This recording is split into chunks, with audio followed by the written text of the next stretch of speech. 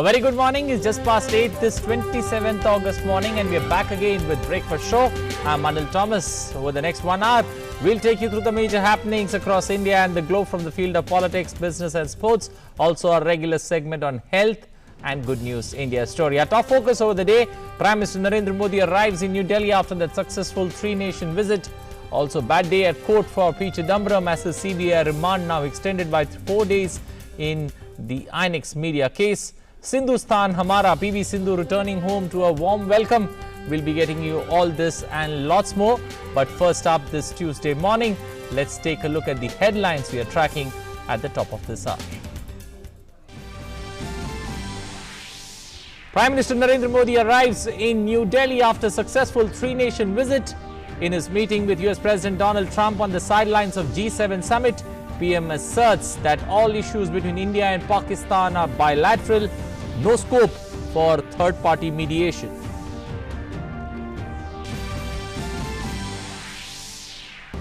Prime Minister Modi addresses session on climate, biodiversity and oceans at G7, highlights India's large-scale efforts towards eliminating single-use plastic, conserving water and harnessing solar energy for a sustainable future.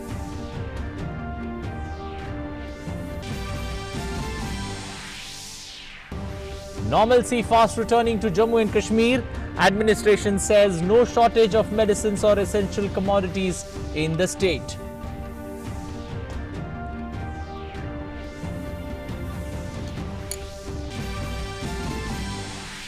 Major stimulus to economy as RBI releases 1.76 lakh crore rupees surplus fund to bank for boosting growth in international news. Big boost to efforts to put out the extensive fire engulfing the Amazon rainforest. G7 pledges $22 million, while Britain and Canada too offer additional funds to protect the vast forest known as the lung of the planet. US President Donald Trump expresses readiness to meet Iran's President Hassan Rouhani and resolve differences on nuclear issues. Trump, however, says the meeting possible only if circumstances are right. And badminton queen PV Sindhu arrives to a rousing welcome after the historic win at the World Badminton Championship in Switzerland. Says she's proud to be an Indian.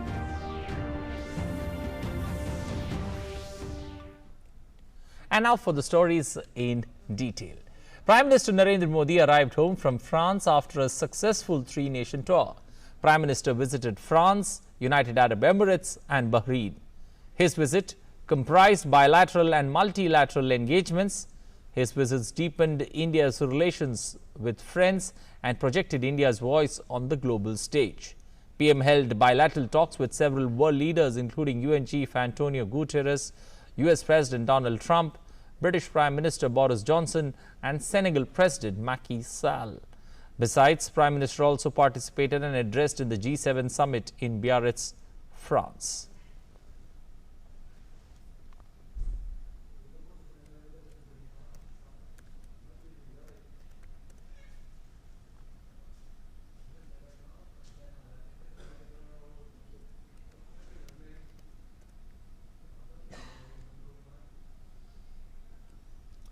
Prime Minister Narendra Modi held bilateral meetings with US President Donald Trump. Prime Minister Modi categorically rejected any scope for third-party mediation between India and Pakistan, saying the two countries can discuss and resolve all issues bilaterally. The two leaders appeared together to speak to the media after talks on the sidelines of the G7 summit. Bharat और पाकिस्तान के सारे issues bilateral हैं और इसलिए हम दुनिया के किसी भी देश को इनके लिए कष्ट नहीं देते हैं. Prime Minister Narendra Modi mincing no words. All issues between India and Pakistan are bilateral. मुझे विश्वास है कि भारत और पाकिस्तान जो 1947 के पहले एक ही थे, हम मिलजुल करके हमारी समस्याओं पर चर्चा भी कर सकते हैं और समाधान भी कर सकते हैं. On his part, President Trump acknowledged the stance that India and Pakistan can resolve the Kashmir issue through dialogue. Well, we spoke last night about Kashmir, and the Prime Minister really feels he has it under control. I know they they speak with Pakistan, and I'm sure that they will be able to do something that will be very good. Without naming Kashmir, Prime Minister Modi set the record straight, adding that besides this issue, there are many outstanding challenges for India and Pakistan to work out, from poverty elimination to eradication of diseases as well as other challenges. The PM said that the avenues for both neighbours to work together for good are many. Bharat और पाकिस्तान के बीच कई bilateral issues हैं और पाकिस्तान के प्रधानमंत्री के चुनाव के बाद जब मैंने उनको टेलीफोन किया था तब मैंने उनसे कहा है कि पाकिस्तान को भी गरीबी के खिलाफ लड़ना है, भारत को भी गरीबी के खिलाफ लड़ना है, पाकिस्तान को भी अशिक्षा के खिलाफ लड़ना है, भारत को भी अशिक्षा के खिलाफ लड़ना है, पाकिस्तान को भी बीमारी के खिलाफ लड़ना है, भारत को भी बीमारी के खिलाफ लड़ना है। हम दोनों देश मिलकर के गरीबी के खिलाफ लड़े, हमारी असुविधाओं के खिलाफ लड़े और हम मिलकर के दोनों देश की आवाम की भलाई के लिए काम करें। ये संदेश मैंने पाकिस्तान के प्रधानमंत्री जी को भी दिया है और राष्ट्रपति ट्रंप से भी हमेशा हमारे बायलैटरल संबंधों के संबंध में बात होती रहती है। This was the first bilateral meeting between Prime Minister Modi and President Trump after the part abrogation of Article 370. President Trump had once offered to mediate between India and Pakistan, but his administration has maintained that Kashmir is a bilateral issue. Donald Trump's latest statement comes 3 days after French President Macron expressed support for India on the issue and said that he'll talk to Prime Minister Imran Khan to get down to dialogue instead of seeking third-party intervention for a resolution. Pakistan tried to raise the issue at the UN Security Council, calling for a meeting several times earlier this month. But all that it came away with was a closed-door meeting which saw Britain, France, Russia and the US supporting bilateral dialogue between India and Pakistan. China was the only P5 member that sided with Pakistan. The question now in everyone's mind, will Pakistan read the writing on the wall as far as the Kashmir issue is concerned? With Arendra Pratap Singh and Sudhir Yadav in Biarritz, France, Bureau Report, DD India. Prime Minister Narendra Modi held several key bilateral meetings on the sidelines of the G7 summit. Prime Minister held meetings with US President Donald Trump, British Prime Minister Boris Johnson, UN Secretary General Antonio Guterres and Senegalese President Macky Sall. During the discussions, views were exchanged on a range of issues, including trade and investment, combating terrorism and tackling climate change. Here's more. Prime Minister Narendra Modi held several key bilateral meetings on the sidelines of the G7 summit at Biarritz. However, the most keenly watched was the meeting between Prime Minister Modi and US President Donald Trump. After the meeting, the US President tweeted, "Just wrapped up a great meeting with my friend, Prime Minister Narendra Modi of India, at the G7 summit in Biarritz in France." We've had a lot of achievements. We have an achievement with Prime Minister Modi because we're doing great trade. We're doing a lot of trade with India. That's an achievement. Prime Minister Modi also reciprocated the sentiment in a tweet and said, "Excellent meeting with @POTUS, @real Donald Trump. We had useful discussions on bilateral matters. We agreed to address trade issues for mutual benefit soon. Looking forward to expand cooperation as large democracies for the benefit of our citizens and global peace and prosperity." Besides Jammu and Kashmir, the two leaders also held discussions on strengthening India-US strategic partnership with a focus on energy and trade. Prime Minister spoke of the importance of energy imports from the United States. He referred to the fact that $4 billion worth of imports were already in the pipeline and that we expected to step it up. As you know, Prime Minister will be visiting the United States next month. And in that context, he is going to have a roundtable with the top CEOs of energy companies. Prime Minister Modi had also held a bilateral meeting with Prime Minister of the United Kingdom, Boris Johnson, on Sunday. This was the first meeting between the two leaders after Boris Johnson assumed charge as UK Prime Minister. During the discussions, PM Johnson hailed Prime Minister Modi's leadership on efforts to tackle climate change. Prime Minister Narendra Modi informed Boris Johnson about the efforts taken by India against single-use plastic on the occasion of the 150th birth anniversary of Mahatma Gandhi. The Prime Minister said that India stands with Britain in these times of change. The discussions also focused on strengthening bilateral ties going forward in trade and investment, defense and security, science and technology, and education sectors. Prime Minister of the United Kingdom, Mr. Boris Johnson, specifically spoke about the need to develop the partnership between the two countries, and he understood that it is important for access to be given for talented Indians to the United Kingdom. Prime Minister Narendra Modi and United Nations Secretary General Antonio Guterres also held wide-ranging talks on Sunday. PM Modi and the UN chief discussed India's participation in the Climate Action Summit, in the United Nations and other issues of mutual interest. The meeting between Antonio Guterres and PM Modi took place in the backdrop of revocation of special status in Jammu and Kashmir under Article 370 and division of the state into two union territories. Essentially, Prime Minister has laid out our basic position on the internal matter that Article 370 is under the Constitution, on the fact that on the international front, no step has been taken by India in any way or form to threaten regional peace and stability, on the fact that normalcy is returning to the state of Jammu and Kashmir. The UN Secretary General's primary aim of calling on PM was the climate change summit. That is his priority. Prime Minister has said we will stand by him on this. Prime Minister Modi also held discussions with Senegal President Macky Sall on the sidelines of the G7 summit. Senegal is one of India's trusted African partners. The two leaders discussed bilateral ties, including development partnership and cooperation in counter-terrorism and international fora. With Arindra Pratap Singh in Biarritz, DD News. Prime Minister Narendra Modi addressed two key sessions at the G7 summit. One was on biodiversity, oceans, climate, while the second was on digital transformation. Prime Minister showcased India's journey in both fields. President Emmanuel Macron announced a $20 million emergency fund for Amazon countries to tackle the forest blaze. Prime Minister Narendra Modi participating in the G7 summit for the first time. He addressed the session on biodiversities, oceans and climate. Prime Minister highlighted India's large-scale efforts towards eliminating single-use plastic, conserving water, harnessing solar energy and protecting flora and fauna for a sustainable future. Prime Minister himself spoke of the initiative on single-use plastic. We are launching a national campaign against plastic waste in the oceans and against single-use plastic. G7 leaders discussed a deal on technical and financial help for the Amazon. French President Emmanuel Macron announced $20 million emergency fund to help Amazon countries affected by rainforest fires.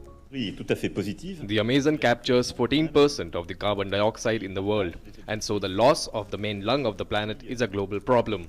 No country can say that it doesn't affect them, even if every country has to be respected in its sovereignty. It is impossible to compensate for the role of the Amazon. A record number of fires are ravaging the rainforest, many of them in Brazil, drawing international concern because of Amazon's importance to the global environment. US President Donald Trump missed the session as French President Emmanuel Macron launched the session on climate change. Macron presented G7 leaders and guests with a watch made out of polluting plastic retrieved from the ocean. This watch is a product of full recycling, and so it is an illustration of what we want to do, because it is done with polluting plastic that was recuperated from the oceans for the bracelets that you have attached. Leaders of the G7 member states and countries also met to tackle digital transformation. Prime Minister Modi led the dedicated session of G7 Biarritz Summit on digital transformation. He highlighted India's role in putting digital technology to use to fight social inequalities through empowerment and inclusion. Prime Minister Modi's address at the session comes a day after he launched the RuPay card in Abu Dhabi. French President Emmanuel Macron chaired the meeting with leaders of Britain, Canada, Germany, Italy and Japan, joined by EU, South Africa, Chile, Australia, India and the OECD. With Arindra Pratap Singh and Sudhir Yadav, Bureau Report, DD India. External Affairs Minister S. Jaishankar will be on a two-day visit to Moscow from today, during which he will meet his Russian counterpart Sergei Lavrov and discuss regional and international issues of mutual interest.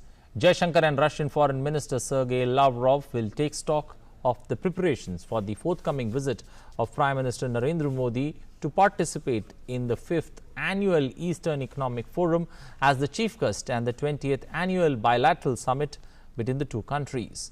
It will be Jaishankar's first visit to Moscow since the assumption of key office. The situation in Jammu and Kashmir continues to be peaceful, with people continuing with their normal routines. The administration is keeping the supply chains replenished. Most phone lines are operational. People continue to repose their trust in the administration as development work picks up pace.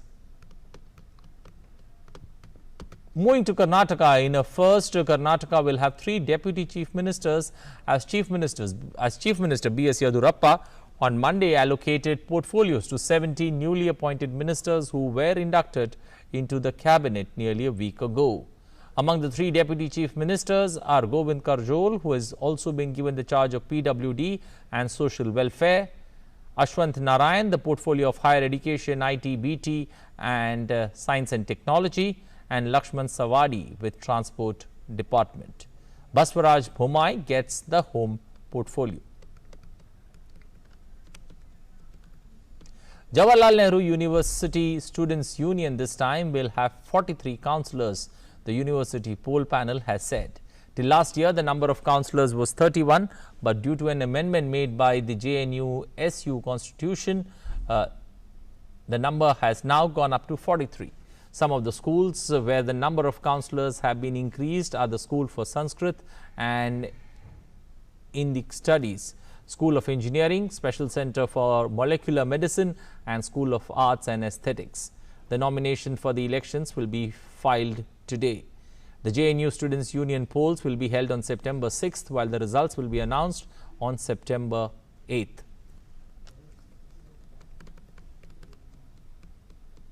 The Indian Institute of Technology in Guwahati has launched 4 new courses from the 2019 academic session, including 3 international programs with Gifu University in Japan. The new programs include M.Tech in Data Science, International Joint Master's Degree Program in Food Science and Technology, International Joint PhD Program in Food Science and Technology, and International Joint PhD Program in Integrated Mechanical Engineering. These new programs were initiated by the Institute given the rising demand and interest of students in these areas.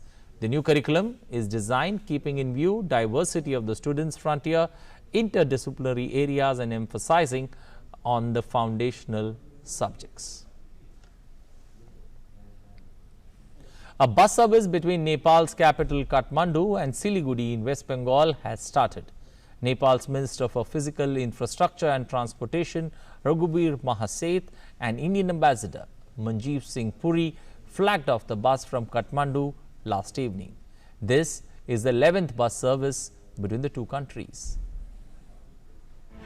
In yet another step to enhance connectivity between India and Nepal, a bus service from Kathmandu to Siliguri was launched on Monday. Speaking on the occasion, Nepal's Minister for Physical Infrastructure and Transportation, Raghubir Mahaseth, said the bus service will bring people from two countries more closer and increase tourism between India and Nepal. Indian Ambassador to Nepal, Manjeev Singh Puri, said Nepal has deep-rooted relations with the people of Siliguri and Darjeeling, and the bus service will further strengthen it. Siliguri, उस area से लोग सदियों से काठमांडू आते रहे, यहाँ पर अपना व्यवसाय करते हैं, कई लोग तो बहुत अच्छे-अच्छे चीज करें और गीत लिखे यहाँ पर, राष्ट्रगान निर्माण किया और हम लोग भानुभक्त भी शेयर करते हैं। मैं मानता हूँ कि ये जो बस लिंक है, इसकी बहुत डिमांड होगी। According to 2014's India-Nepal Motor Vehicle Agreement, 13 routes have been approved for operating regular bus services between the two countries. 11 root है आज ये ओपनिंग कर रहा है। 11 रूट में हम लोग आज काठमांडू से सिलीगुड़ी, वेस्ट बंगाल का सिलीगुड़ी, काठमांडू से सीधा बस का कनेक्टिविटी से हम दोनों कंट्री का पर्यटन, दोनों कंट्री का यात्रियों के लिए सुविधा के लिए हम बस संचालन कर रहा है। 44-seater air-conditioned deluxe bus is also having free Wi-Fi facility. The driver and passengers are very happy with the launch of the bus. Nepal Bharat मैत्री बस सेवा के पहली बार जा रहा हूँ सिलीगुड़ी, इसलिए हमको बहुत अच्छा लग रहा है। इसमें तो गाड़ी तो पहली बार जा रहा है ये, अब चलते चलते कैसा महसूस होगा उसके बाद न मालूम होगा। मुझे तो बहुत अच्छा लग रहा है क्योंकि मैं अक्सर ट्रैवलिंग करता रहता हूँ नेपाल टू सिलीगुड़ी, और इस बस का तो मेरे को बहुत आगे से इंतज़ार था। सो आज वो भी विशेष भी फुलफिल हो गए और मुझे बहुत अच्छा लग रहा है। जैसे कि हम लोग को अब काकरविता आने नहीं पड़ेंगे, सिलीगुड़ी से ही हम लोगों को ये बस मिल जाएंगे, तो बहुत अच्छा लग रहा है। The bus will complete 650 km journey between Kathmandu and Siliguri in approximately 18 hours. It will leave Kathmandu daily at 3 p.m. and reach Siliguri via Kakarvitta Panitanki border next day at around 9 a.m. The bus fare is 2000 Nepali rupees and tickets would be available online. The bus is expected to further enhance age-old friendly relations with Nepal. Rajkumar's report for DD News from Kathmandu. Well, moving to international stories, G7 has agreed to spend $22 million to tackle the huge forest fires engulfing the world's biggest Amazon rainforest.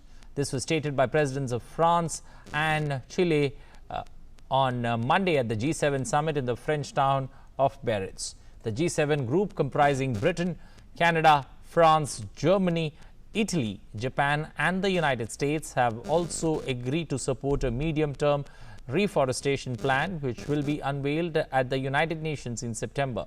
The initiative was announced after G7 leaders held talks on the environment which focused on the fires destroying chunks of the Amazon rainforest. Nearly 80,000 forest fires have been detected in Brazil since the beginning of the year, a little over half in the Amazon region.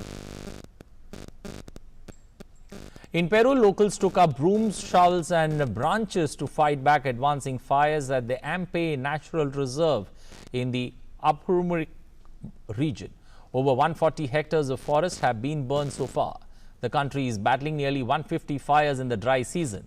These wildfires in Peru come as neighboring Brazil struggles to control tens of thousands of fires in the Amazon region. British Prime Minister Boris Johnson has said he was prepared to take Brexit talks with the European Union down to the very last minute before the October 31st exit deadline, and if necessary to take a decision to leave without a deal on that day. Speaking at the G7 summit in Biarritz, the UK Prime Minister repeatedly refused to rule out suspending Parliament in order to force through a no-deal Brexit should an agreement with Brussels not be possible. In the closing press conference of his first international summit, an exuberant Boris Johnson said the chances of a deal depend exclusively on the European Union and whether they were prepared to strip the Northern Ireland backstop plan out of the Brexit agreement. Canadian Prime Minister Justin Trudeau jogged up a hill at the G7 summit venue in the French coastal resort of Biarritz as the meeting wrapped up on Monday.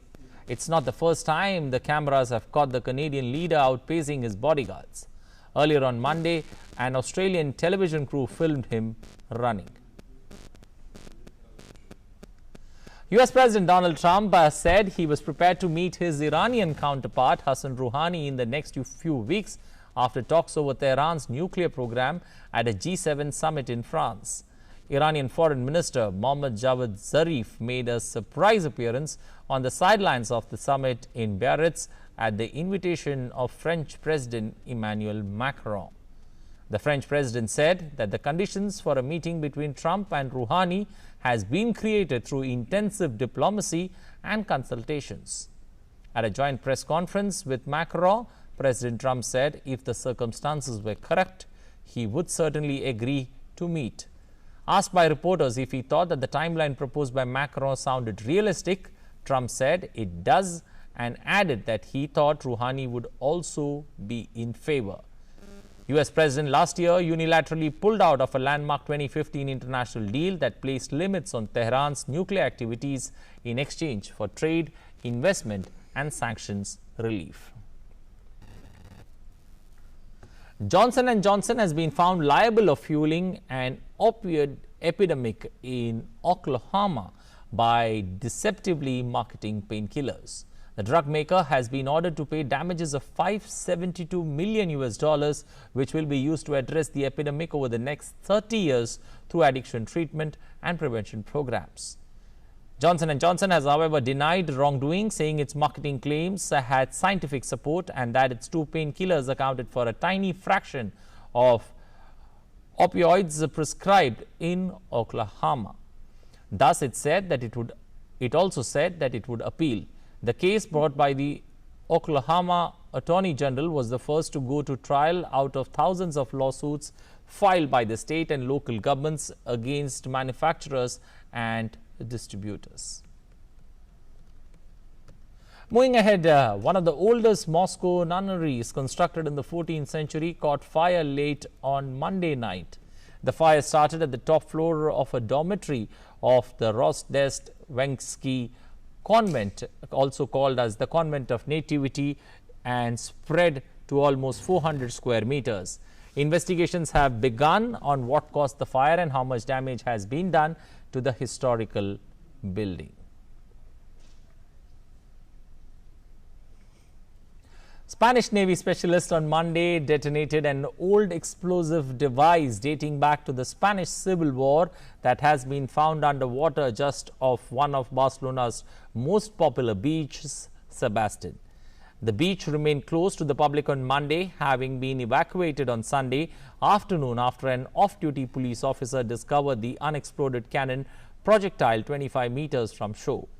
The shell, thought to be dating back to the 1936-39 Spanish Civil War, and contains 70 kilograms of the explosive TNT that was moved with floating devices 1 nautical mile out of sea and to a depth of some 40 meters, where it was successfully detonated. Well, time now to get on board my colleague Achal to get us the latest in the world of finance and business.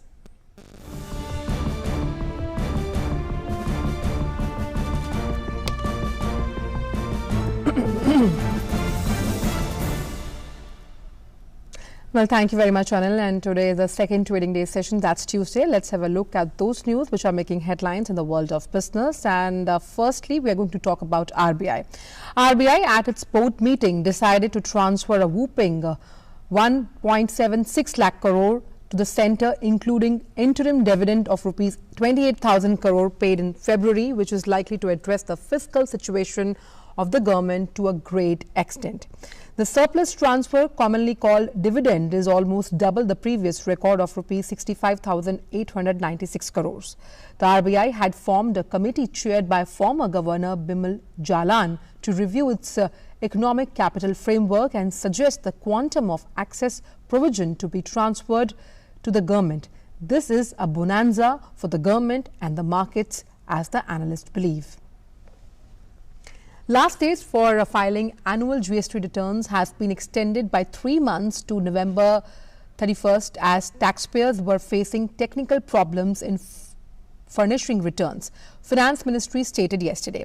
Earlier, GST taxpayers were to file the required returns by August 31, forms GSTR 9, GSTR 9A and reconciliation statement in the form GSTR 9C for the financial year 2017-18 is extended from August 31st, 2019 to November 30th, 2019.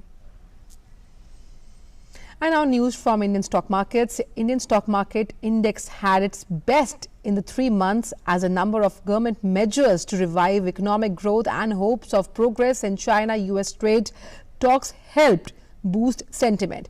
After volatile trading through most of the session, Sensex was up by 793 points to close at 37,494, while the broader Nifty settled at 11,057.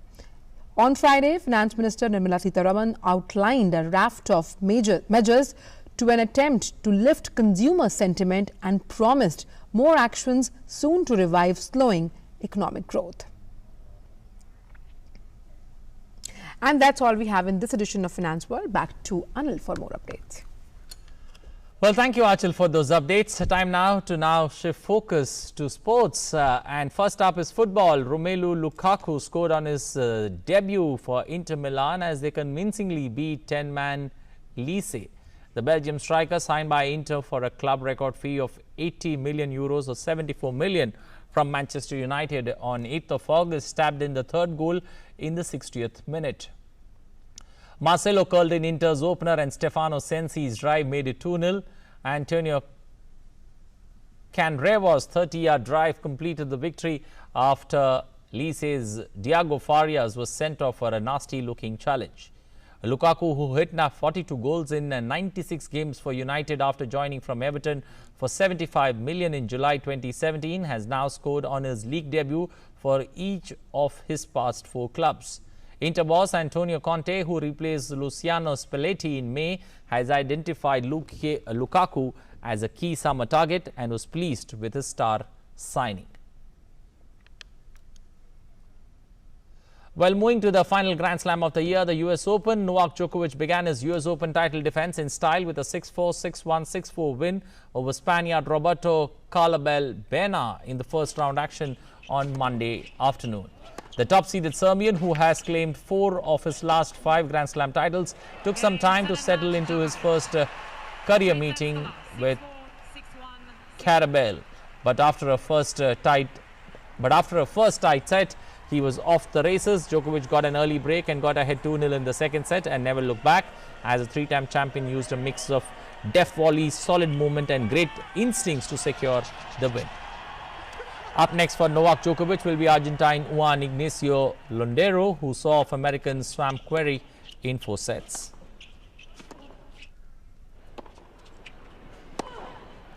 French Open champion Ash Barty survived the first round scare at the US Open, staving off 25-year-old Zarina Diaz 1-6, 6-3, 6-2 after struggling to find a footing as the action kicked off at the Arthur Ashe Stadium. The unseeded Diaz from Kazakhstan took 5 straight games in the first set as the world number 2 committed a string of unforced errors and got in just 25% of her first serves.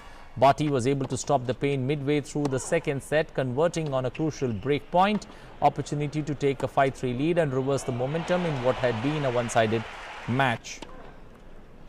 The 23-year-old Australian, who reached the 4th round last year, appeared to be back on form by the third set, getting in nearly 2/3 of her first serves and firing off 12 winners.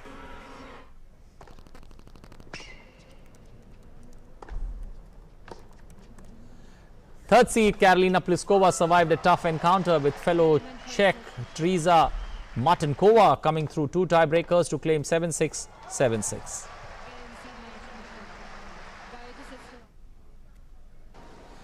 Really, Opelka secured an upset victory, defeating 11 seed Fabio Fognini 6-3, 6-4, 6-7. To win his first main draw match at the tournament. Next up for Opelka is a second round meeting with qualifier Dominique Kofka or Spaniard Jom Monal. Kristina Mladenovic upset former world number 1 Angelina Kerber 7-5, 0-6, 6-4 on Monday to put an early end to the 2016 US Open champions bid for a second trophy at Flushing Meadows. The outcome registered as a surprise but not quite a shock, as Kerber in recent months has not looked like a player who won both the US and Australian Opens in 2016 before capturing the Wimbledon championship last year. Well, on to Indian aspect in the US Open. Sumit Nagal, making his debut in the main draw at the US Open, showed no nerves as he faced Roger Federer in the ninth session of the final Grand Slam of the year. Sumit matched Roger on the big stage in the ninth session at the Arthur Ashe Stadium in a match televised all over the world. Sumit showed his no-holds-barred game as he broke Federer twice in the first set to pocket it 6-4. But after that, Roger Federer has won the next 2 sets in straight with comfortable breaks, winning the next 2 sets 6-1, 6-2. So it's 3 sets. After 3 sets, Roger Federer is 4-6, 6-1, 6-2 leading there. From not getting an entry into the qualifiers even for the Maharashtra Open, India's only ATP World Tour event in January this year, to the biggest court of the US Open, it's been quite the season for the youngster from Haryana after a forgettable 2018. The 22-year-old Indian staged a sensational fight back to qualify for his first ever Grand Slam debut, playing through the qualifiers to reach the main round. India's top-ranked men's singles player Prajnesh Gunaweshwaran was knocked out in the first round of the US Open 2019 on Monday. World number 88 Prajnesh lost in straight sets 4-6, 1-6, 2-6 to world number 5 Daniel Medvedev of Russia at the Lance Armstrong Stadium in New York. The straight set defeat was also Prajnesh Gunneswaran's fourth successive first round exit at Grand Slam. Notably, Prajnesh has made it to the main draw of all the 4 majors of 2019 after making his Grand Slam debut at the Australian Open this year. Ashish Kasodkar of Pune in Maharashtra has become the first Indian to complete 555-kilometer marathon, the La Ultra Marathon. The 555-kilometer marathon redefines the limits of human endurance, both mental and physical, at an altitude of 18,000 feet from mean sea level, with limited oxygen to breathe and temperatures ranging between -10 to scorching 40 degrees centigrade.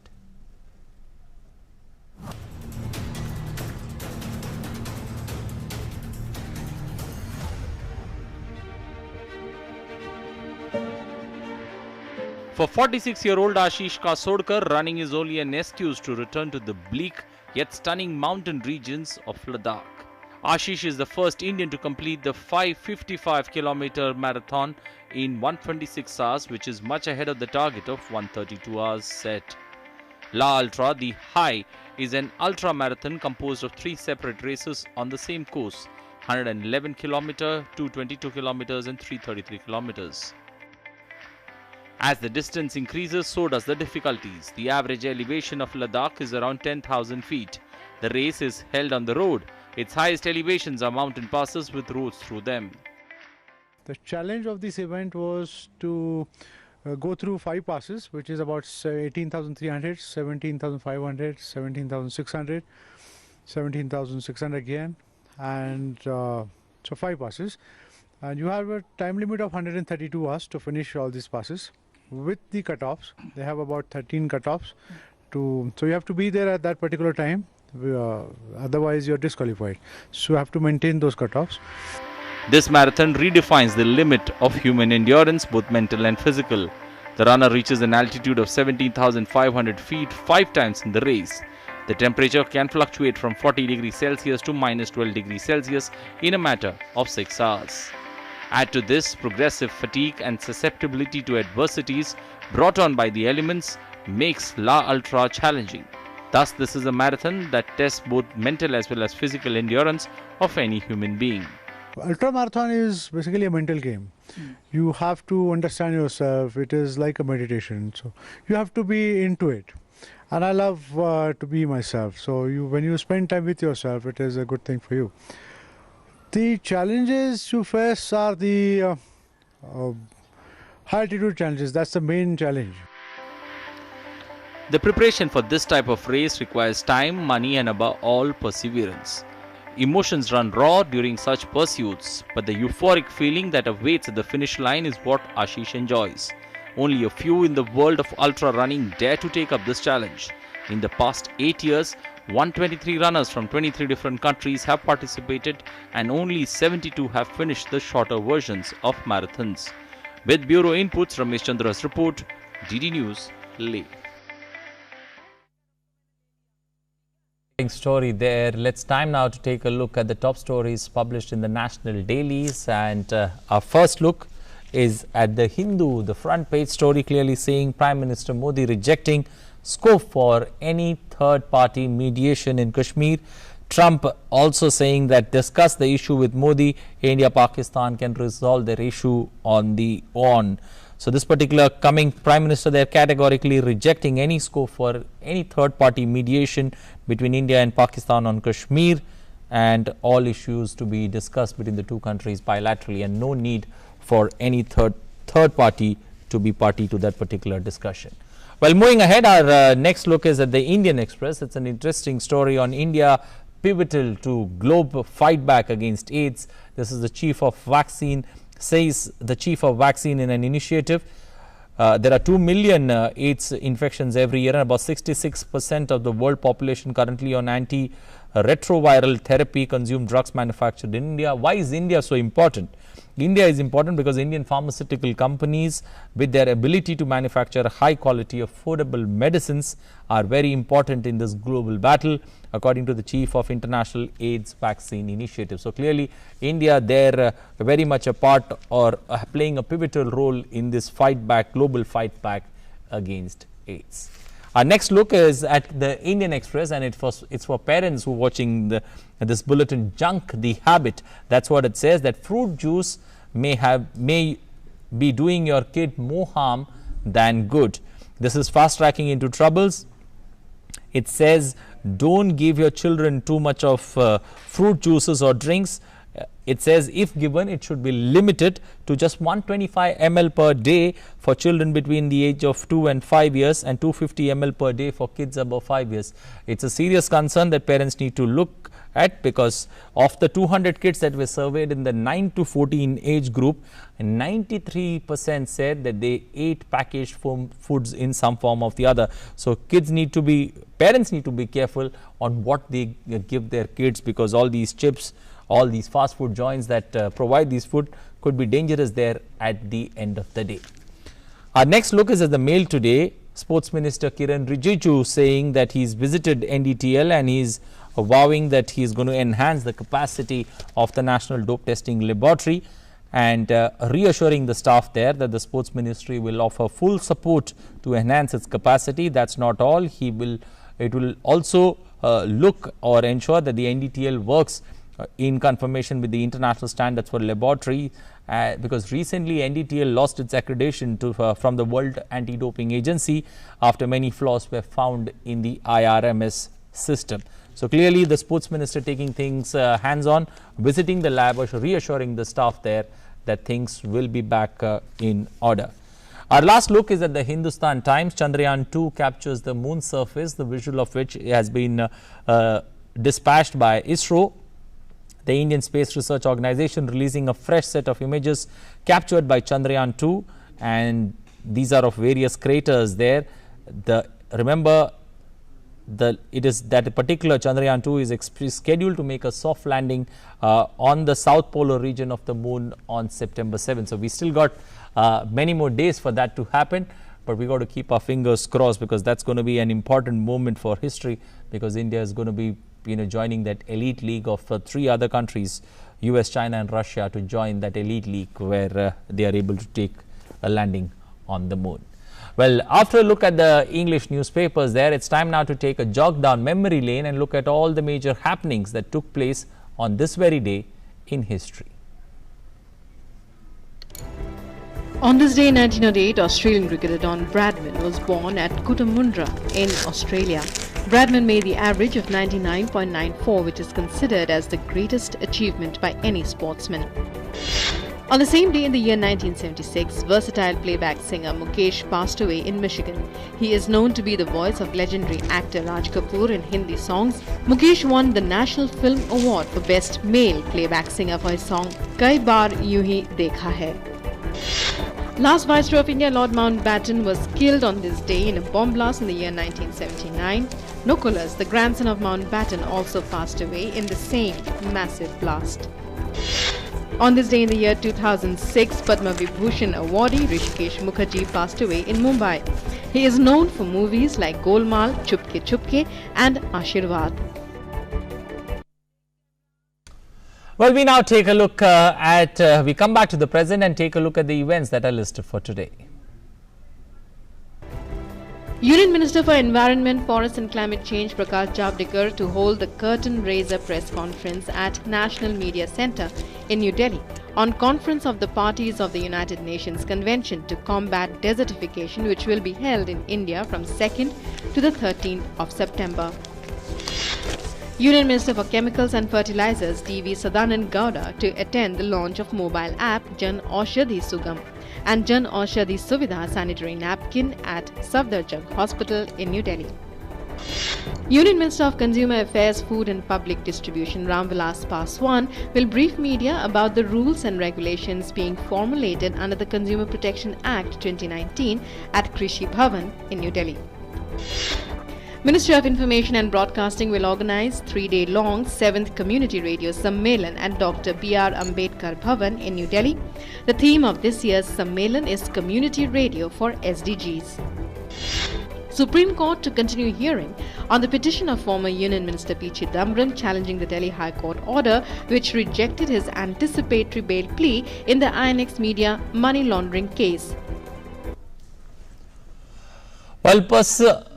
While preserving and conserving the Earth's resources are the need of the hour, there are many who respect Mother Earth long before ideas of renewable energy came into vogue. Here's a report from Puducherry on a couple who began the process nearly 18 years ago and are an example for many others to follow.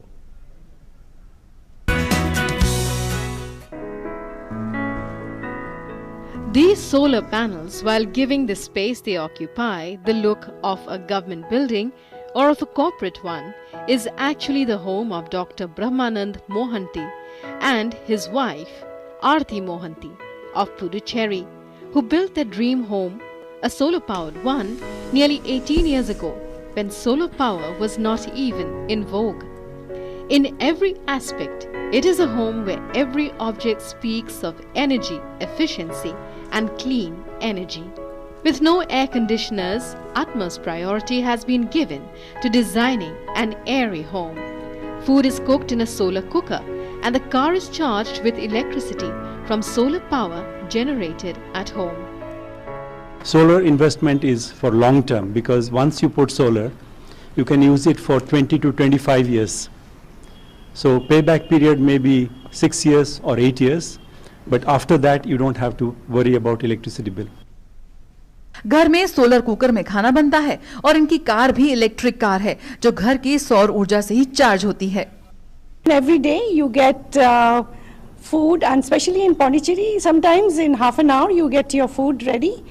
Rice, dal, you can boil your vegetables, and they are not only healthy, because it's solar cooked, it has all the goodness of the sun in it.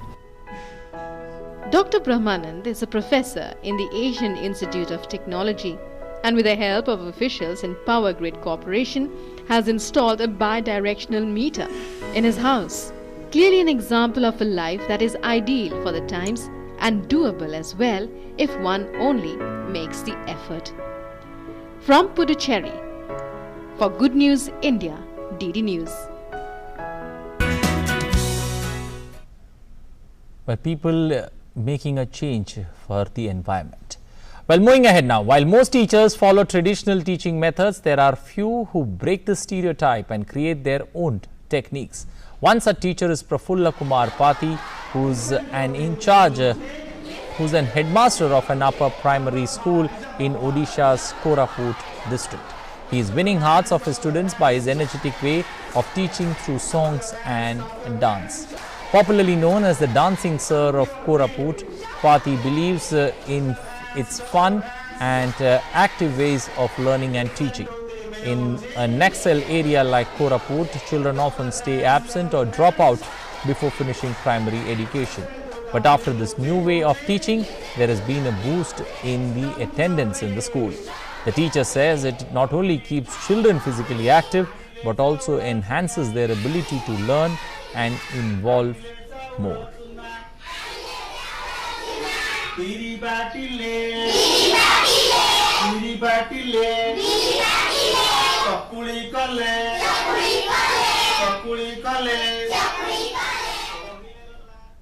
Clearly an innovative way to teach the young minds. Moving ahead, as we were telling you about earlier about the G7 summit pledging aid to contain Amazon forest fire, here's a special report on this. We will straight away offer Amazonian countries that signal to us their needs financial support of at least up to 20 million euros. We must respond to the call of the forest, which is burning today in the Amazon. Tout responsable politique si c'est dans l'intérêt de son pays. The announcement from the G7 countries came as a big relief to the Amazonian countries fighting the raging wildfires, which has already engulfed hectares of Amazon rainforest and threatening a major environmental crisis. French President Emmanuel Macron also said that France would also offer military support in the region within the next few hours. Nearly $20 million have also been pledged by Britain and Canada. Canada has also announced deployment of water bombers in the forest. For the future of the planet, in particular a joint plan to help our friends in Brazil and elsewhere to tackle the fires in the Amazon rainforest. One thing I might mention, we've also extended, given another £7 million to our overseas territories to allow them to extend the marine protected areas, those areas which are going to be protected. Alongside other G7 countries, Canada is stepping up to fight the fires in the Amazon. Canada is offering to help by sending water bombers, as well as a financial contribution of $15 million. The decision was hailed by Brazil's Environmental Minister Ricardo Salles. The Amazon wildfires engulfing the rainforest since a long time have shown an increase of 85% this year. The fires have been sporadic and are causing serious loss to flora and fauna. The world powers coming together to protect the vast Amazon rainforests, known as lungs of the planet, from being engulfed by raging fires, have raised hopes for conservationists. Bureau Report, DD News. Well, time now to take a look at the weather in your city.